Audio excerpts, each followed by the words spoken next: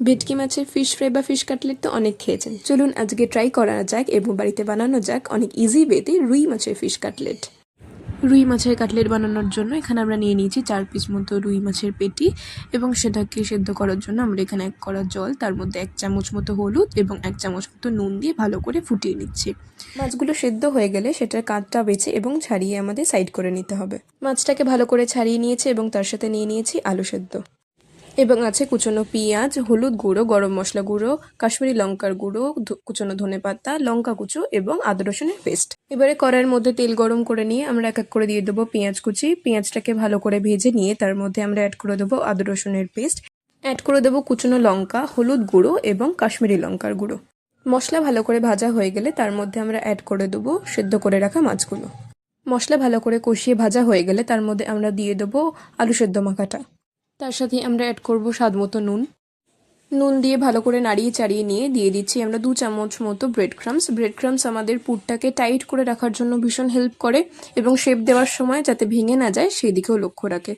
Bread crumbs দিয়ে ভালো করে নাড়িয়ে চাড়িয়ে নিয়ে আমরা তার মধ্যে গরম মশলা গুঁড়ো ছড়িয়ে দিয়ে এবং তার সাথে আমরা কিছুটা ধনেপাতা কুচনো ছড়িয়ে দিয়ে আমরা নামিয়ে নেব। রুই মাছের ফিশ কাটলেটের পুর এখানে রেডি, এবার এটা শেপ দেওয়ার পালা।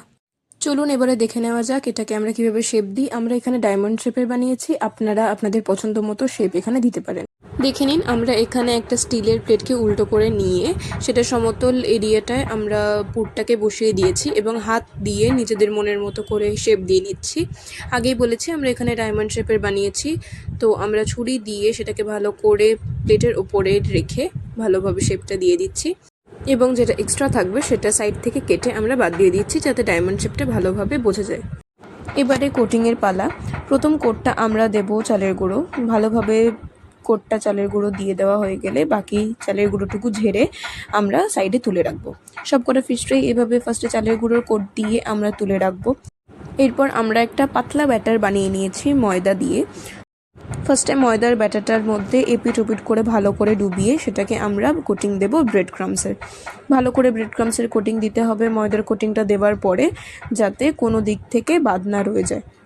আমাদের এখানে সবকটার কোটিং দেওয়া কমপ্লিট, এবারে ভেজে নেওয়ার পালা। এবারে কড়াইতে তেল গরম করে নিয়ে এক এক করে ফিশ কাটলেটগুলোকে ছেড়ে দিলেই রেডি আমাদের রুই মাছের ফিশ কাটলেট। ভীষণই সুস্বাদু হয়েছিল খেতে। আপনারাও এভাবে বাড়িতে বানিয়ে খেলে আশা করছি আপনাদেরও ভালো লাগবে। দেখা হচ্ছে নেক্সট ভিডিওতে, ততক্ষণ আপনারা ভিডিওটা লাইক এবং চ্যানেলটা সাবস্ক্রাইব করতে কিন্তু একদম ভুলবেন না।